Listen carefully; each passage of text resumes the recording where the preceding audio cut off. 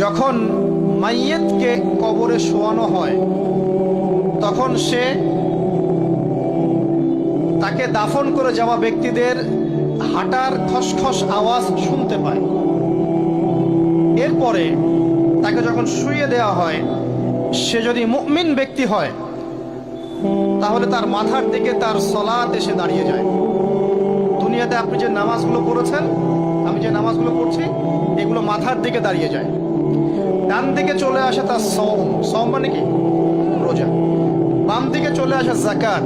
তারপরে পায়ের দিকে চলে আসবে তার আত্মীয়তার সম্পর্ক রক্ষার ইবাদত, তার এই যে অন্যান্য দান সদকা, তার নফল আমল, তার তাসবিহ তাহলিল, তার কোরআন তেলাওয়াত ইত্যাদি পায়ের দিকে চলে আসবে।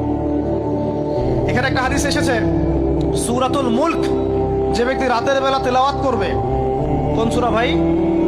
তাবারাকাল্লাযী বিয়াদিহিল মুলক ওয়া হুয়া আলা কুল্লি শাইইন কাদির।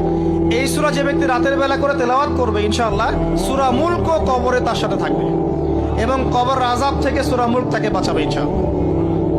আমি বুঝাচ্ছি যে কি অবস্থাটা হবে। এবার দুজন ফেরেশতা মাথার দিক থেকে আসবেন, আসতে চাইবেন, সালাত বলবে এখান দিয়ে আসা যাবে না, এদিক দিয়ে আসা যাবে না। ডান দিক দিয়ে আসতে চাইবেন, এদিক দিয়ে